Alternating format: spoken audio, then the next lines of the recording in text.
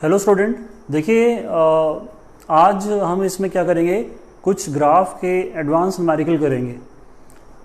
अभी आज मैंने जो क्वेश्चन करवाने हैं इसकी थ्योरी मैंने आपको पिछले वाले टॉपिक में पढ़ाई है, तो बेटर तब रहेगा जब आप इसका पिछला लेक्चर देखिए थ्योरी वाला और फिर ये वाला लेक्चर देखिए। दोनों आपको इकट्ठे देखोगे तो ज़्यादा समझ आएगा। अच्छा, इसमें हमारे पास क्वेश्चन देखिए क्या है। A car accelerate from rest at a constant rate alpha, मतलब एक्सेलरेशन अल्फा है, and then decelerate at a constant rate beta, तो यहाँ रिटार्डेशन बीटा है, टू कम टू रेस्ट, फिर फाइनली वो रेस्ट पे आ गया।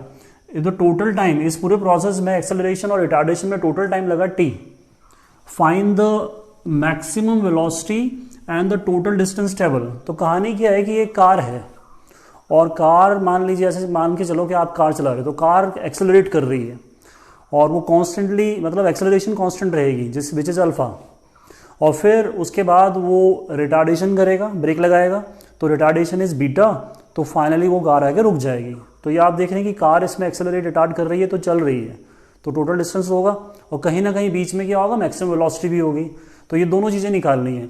तो ऐसे क्वेश्चन में ना, जहाँ पर इस तरह से एक्सेलरेट और रिटार्ड के क्वेश्चन आते हैं, वहाँ पर बेटर है कि आप ग्राफ बना लो। नॉर्मली हम देखते हैं कि ग्राफ दिया होता है, पर इसमें क्या ग्राफ दिया नहीं है, तो हम पहले ग्राफ बनाएंगे, उससे क्या होगा, क्वेश्चन ईजी हो जाएगा। तो ऐसा बच्चों, यहाँ से इनिशियल देख रहे हैं, वेलोसिटी और टाइम का ग्राफ बना रहा हूँ। तो इनिशियल वेलोसिटी क्या है, 0, ठीक है, इनिशियल वेलोसिटी 0, क्योंकि यहाँ पर लिखा है रेस्ट।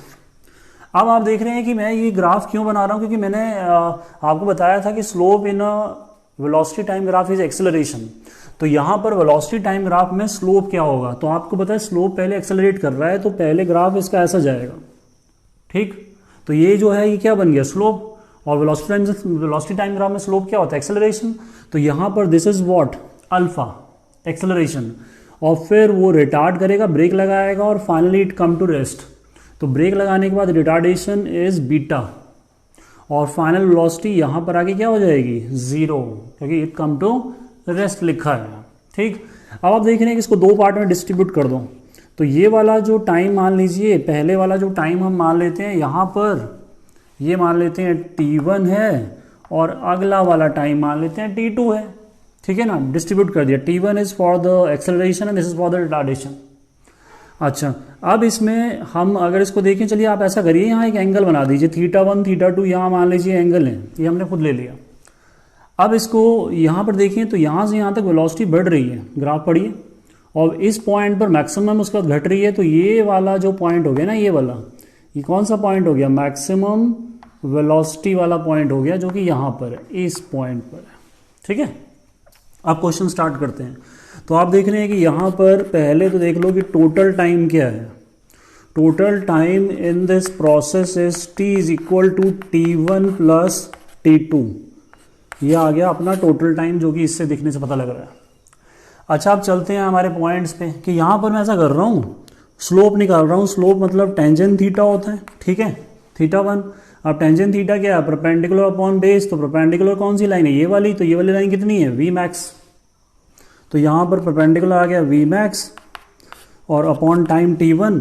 अब ये है क्या, आप जानते हैं कि वेलोसिटी टाइम ग्राफ में स्लोप है, ये क्या है बच्चों, ये हमारा स्लोप है। तो स्लोप यहाँ जो हमने लिखा ना, ये क्या बन गया, अल्फा, एक्सेलरेशन, ठीक। इसी तरह से अगर हम इसमें क्या करें, दूसरा निकाल लें, टेंजेंट बीटा, सॉरी टेंजेंट θ2, तो again perpendicular is what, vertical line क्या है, v मैक्स है, और ये हॉरिजॉन्टल लाइन क्या है, तो परपेंडिकुलर अपॉन बेस।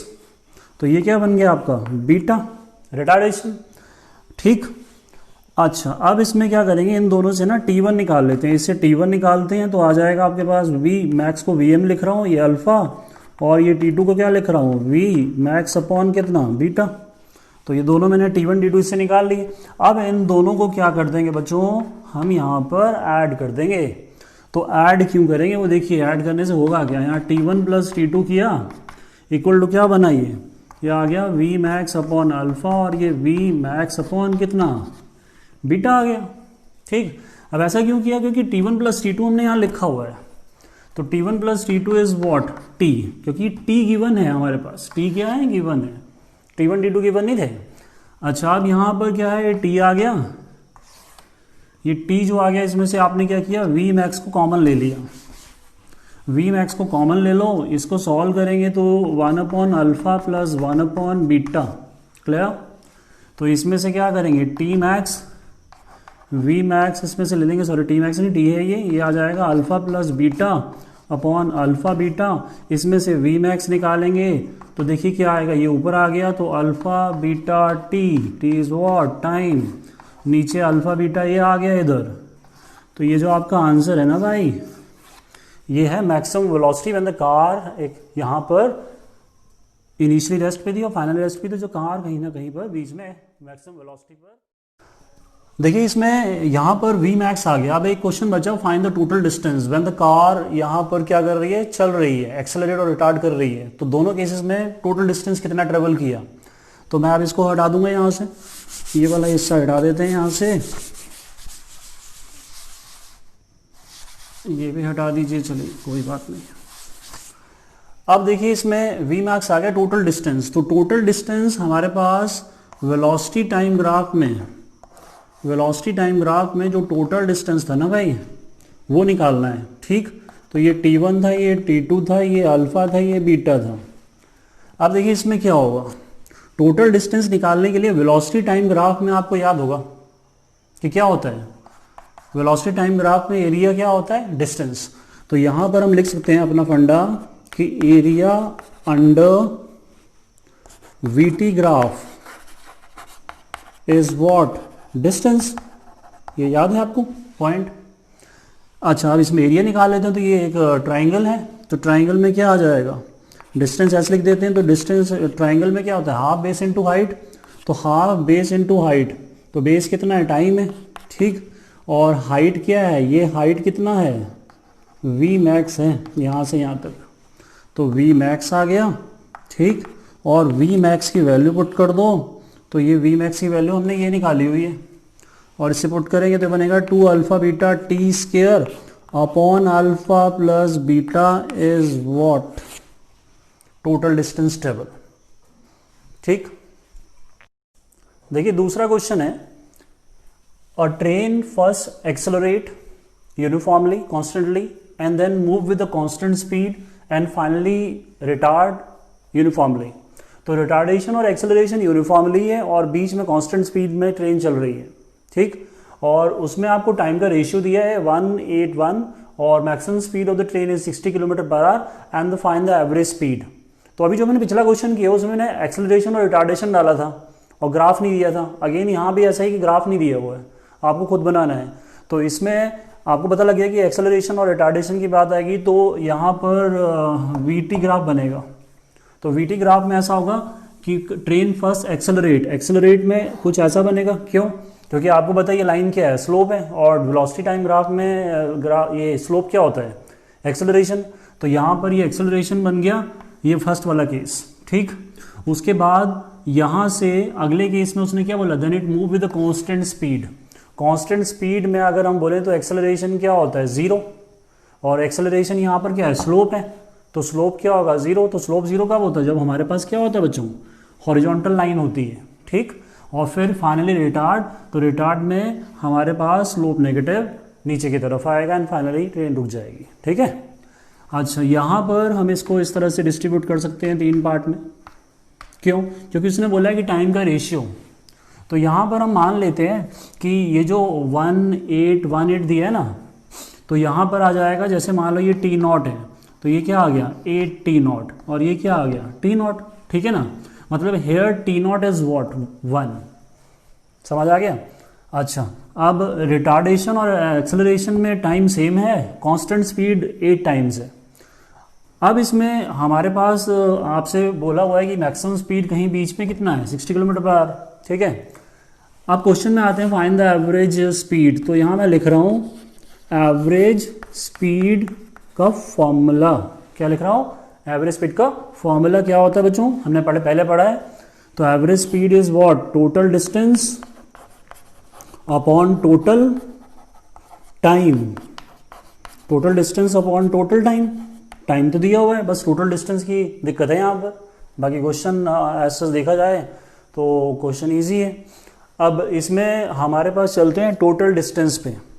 तो टोटल डिस्टेंस की अगर हम बात करें तो टोटल डिस्टेंस में मैंने क्या बताया था आपको, यहाँ मैं लिख दूँ। तो डिस्टेंस कैसे आएगा, वीटी ग्राफ में एरिया अंडर वीटी ग्राफ क्या होता है, वीटी ग्राफ में क्या होता है, area under VT graph is what, distance होता है। ठीक, ये फिर लिख दिया मैंने। तो इसका एरिया निकालेंगे और ये सामने क्या दिख रहा है आपको, ये हमारे पास ट्रेपेजियम है और इसमें मैक्सिमम स्पीड कहाँ होगी, यहाँ पर होगी, क्योंकि कार एक्सेलरेट कर रही है और उसकी ये मैक्सिमम स्पीड है। ये मैक्सिमम स्पीड जो कितनी दी हुई है 60, तो 60 किलोमीटर पर आवर ये दिया और यहाँ से यहाँ तक, मतलब नाम दे दो उसको OABC। तो AB क्या है, कांस्टेंट है, तो 60 किलोमीटर पर आवर A से B तक रहेगा जब टाइम 8t नॉट है। अच्छा, अब इसमें आ जाते हैं क्या, एरिया। तो टोटल एरिया, तो एरिया क्या है, मैंने बोला एरिया ऑफ ट्रेपेजियम है ये, एरिया ऑफ ट्रेपेजियम, या फिर हम इसको 3 पार्ट में लिख सकते हैं, ट्राइंगल, रेक्टेंगल और ट्राइंगल। तो नीचे टाइम आ जाएगा कितना, t not plus 8t not plus t not, ये वाले टाइम। अब इसमें आ जाइए एरिया पर। तो एरिया पर मैं यहाँ लिख रहा हूँ, देखिए इसमें एवरेज स्पीड जो आ गया ना हमारा, वो आ गया क्या, total distance upon total time. उसका मैंने बोला कि टोटल डिस्टेंस क्या है, एरिया ऑफ अ ट्रेपेजियम, और टाइम आपके पास t नॉट, 8t नॉट और t नॉट। अब यहाँ पर टोटल टाइम नीचे कितना बन गया, 10t नॉट, और एरिया ऑफ ट्रेपेजियम क्या होता है, half sum of the parallel side into distance between them. ठीक, half sum of the parallel, तो पैरेलल साइड ये और ये है, तो यहाँ से यहाँ तक कितना डिस्टेंस है, 8t नॉट, एक ये, तो 8, 9 और 10। तो half sum of the parallel side कितना आ गया, 10t नॉट एक, प्लस हमारे पास यहाँ पर ऊपर वाला कितना आ जाएगा, ये किसके बराबर है, यहाँ से यहाँ तक 8t नॉट है, तो दूसरा 8t नॉट आ जाएगा, half sum of the parallel side. और दोनों के बीच में डिस्टेंस कितना है, ये वर्टिकल लाइन में कहाँ से यहाँ तक, यहाँ से यहाँ तक, ये कितना है, इतना हिस्सा, तो दिस इज व्हाट 60। ठीक बच्चे, अब आपके पास इसको सॉल्व करें तो ये इसको काट देगा कितने से, 30 से। तो V एवरेज जो आपके पास आएगा वो आ जाएगा 18t नॉट इंटू 30 अपॉन क्या, 10t नॉट, ये कट गया।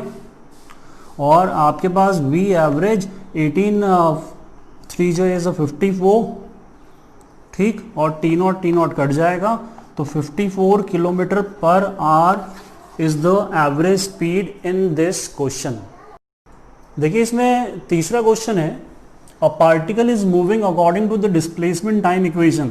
एक डिस्प्लेसमेंट टाइम इक्वेशन बनी हुई है, इक्वेशन क्या है, x is equal to 10 minus 40 plus 6t square.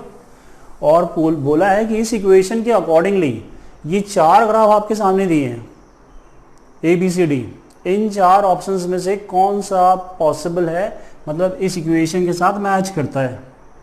ठीक बच्चों, अब इसमें ध्यान देना है आपने कि जब ऐसी इक्वेशन दी होती है ना आपको, तो आपको पता है कि ये एज सच एक इक्वेशन है डिस्प्लेसमेंट टाइम की, तो इसमें हम क्या करेंगे, हमें थोड़ा सा डिफरेंशिएशन आना चाहिए। ठीक, इसमें डिफरेंशिएशन और इंटीग्रेशन अगर आता है तो और इजी हो जाएगा। तो आपने इस इक्वेशन का ना डिफरेंशिएशन कर देना है। ठीक, इस इक्वेशन को टाइम के साथ है तो हम इसका क्या कर देंगे, डिफरेंशिएट विद रिस्पेक्ट टू क्या, विद रिस्पेक्ट टू टाइम के साथ इसको डिफरेंशिएट कर दो इस इक्वेशन को। तो देखो क्या होता है, डिस्प्लेसमेंट अपॉन टाइम क्या होता है, वेलोसिटी। ठीक बच्चे, और 10 क्या है, कांस्टेंट का डिफरेंशिएशन क्या होता है, बोलो, कांस्टेंट डिफरेंशिएशन होता है 0। क्या होता है बच्चों, 0।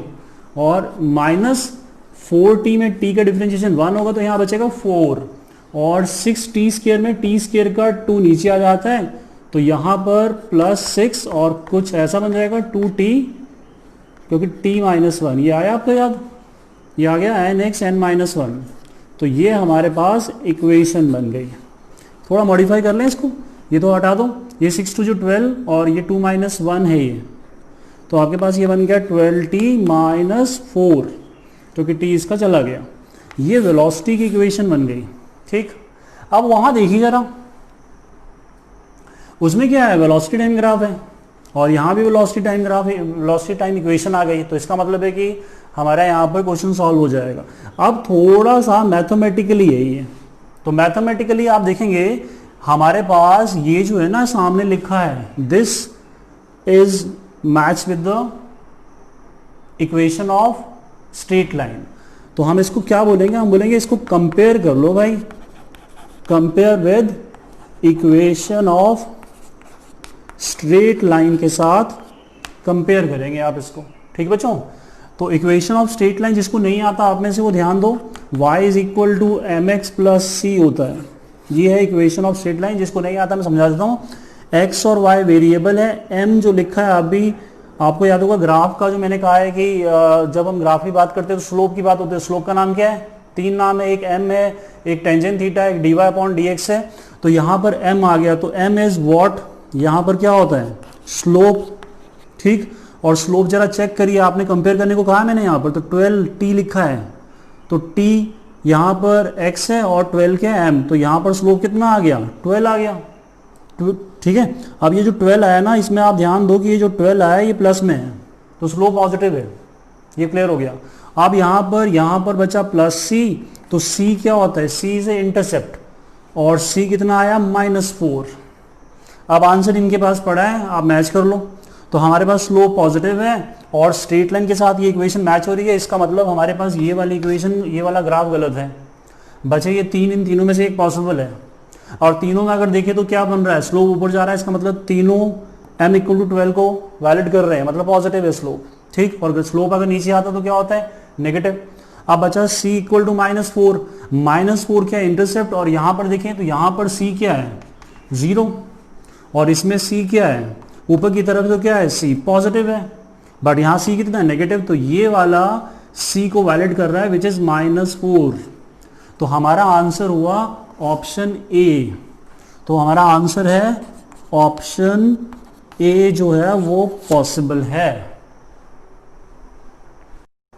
देखिए एक और एडवांस क्वेश्चन लेते हैं। क्वेश्चन जो है वो है वेलोसिटी और डिस्प्लेसमेंट का।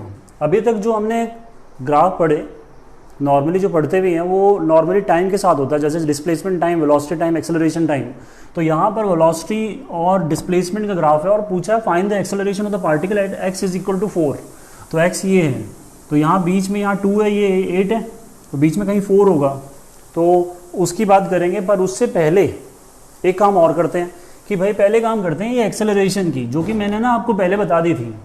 तो एक्सेलरेशन का formula as such dv upon dt होता है। ठीक, और एक दूसरा फार्मूला और बनता है इससे, वो बनता है एज सच कैसे, v dv अपॉन dx। ये मैंने दोनों आपको काइनेमेटिक्स के स्टार्टिंग वाले लेक्चर में बताया है, आप उसको देखिए और फिर इधर आइए। Acceleration dv upon dt, velocity upon time, और यहाँ पर v dv upon ds displacement और वेलोसिटी के साथ रिलेशन एक्सेलरेशन का, तो हम इसका यूज करेंगे। ठीक, अब इसमें स्टार्ट ऐसे करते हैं कि अगर आप देखें तो यहाँ पर v और x है। ठीक, तो ये y एक्सिस है, ये x एक्सिस है। अब हम जानते हैं कि यहाँ पर स्लोप में अगर चलते हैं तो स्लोप dy अपॉन dx होता है, आप जानते हैं। तो स्लोप dy अपॉन dx है, तो सामने देखिए v के पास y है और यहाँ पर क्या है, यहाँ x है, तो dv upon dx is a slope in this graph. तो हमें ये dv अपॉन dx निकालना है। ठीक, और मैंने आपको क्या बताया था कि इसको कैसे निकालते हैं, इसका एक और फॉर्मूला है y2 minus y1 upon x2 minus x1। ठीक, अब क्योंकि यहाँ पर v की तरफ, सॉरी y के पास v है, तो अगर इसमें पॉइंट देखें तो ग्राफ यहाँ से यहाँ तक जा रहा है, दिस इज a पॉइंट, ये b पॉइंट, ये दिया हुआ है। अब यहाँ पर हम ब्रैकेट में लगा लेते हैं इसके कोऑर्डिनेट, तो इसका कोऑर्डिनेट क्या होगा, x के पास कितना है 2 और y के पास कितना है 20। यहाँ चलिए x के पास क्या है 8 और यहाँ क्या है 10, तो आपके पास ये बन गया x1 y1 और ये क्या बन गया x2 y2। चेक करो, ठीक है। अब वैल्यू पुट करते हैं, तो अपन के पास ये बनेगा dv अपॉन dx। y2 कितना बच्चे पलटे, y2 इज वॉट 10, तो 10 माइनस 20 देख लीजिए अपॉन 8 माइनस 2, तो ये आ गया -10 अपॉन कितना 6।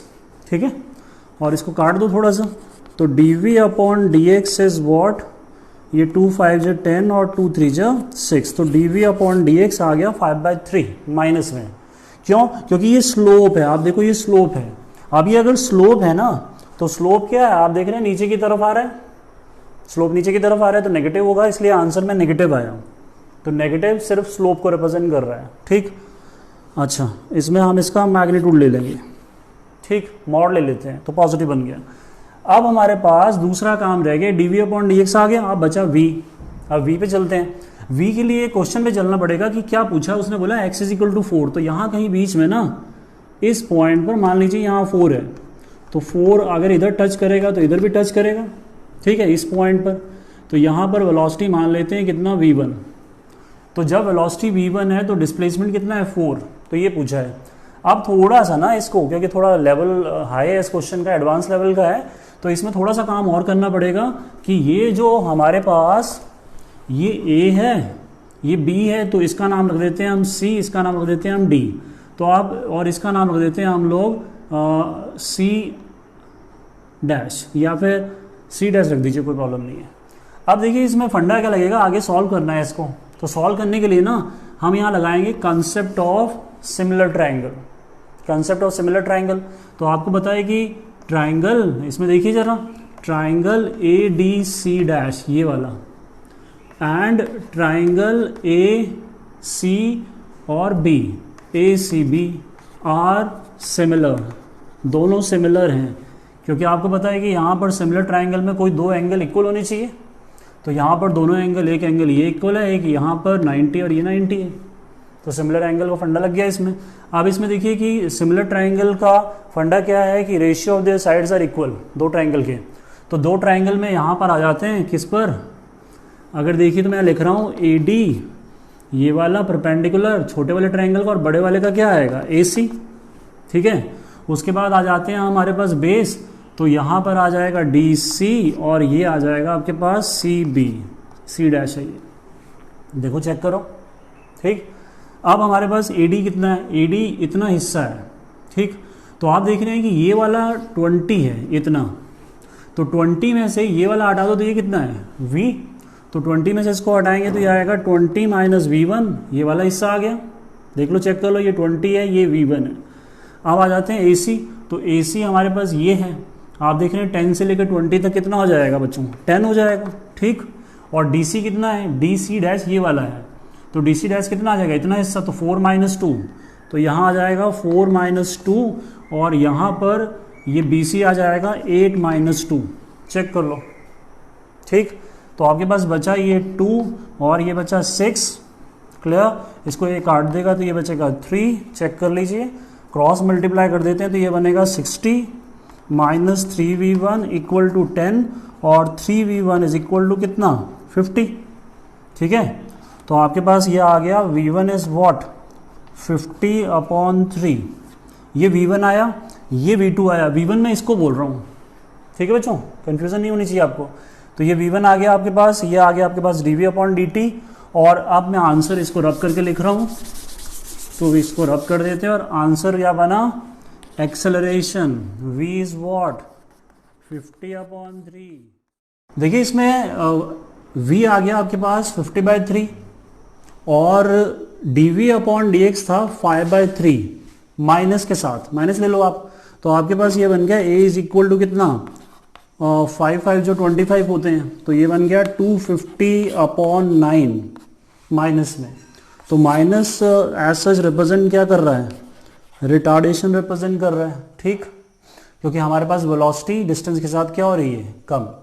तो आज के लेक्चर में इतना ही। हमने देखा कि इसमें कुछ हमने न्यूमेरिकल किए एडवांस वाले, आप घर पे कुछ क्वेश्चन और करिए, और अगर कोई डाउट है तो कमेंट बॉक्स में लिखिए, और जितने क्वेश्चन हो सकते हैं उतने करिए, और एंजॉय करिए अपनी लाइफ, और साथ साथ में पढ़ाई भी करिए।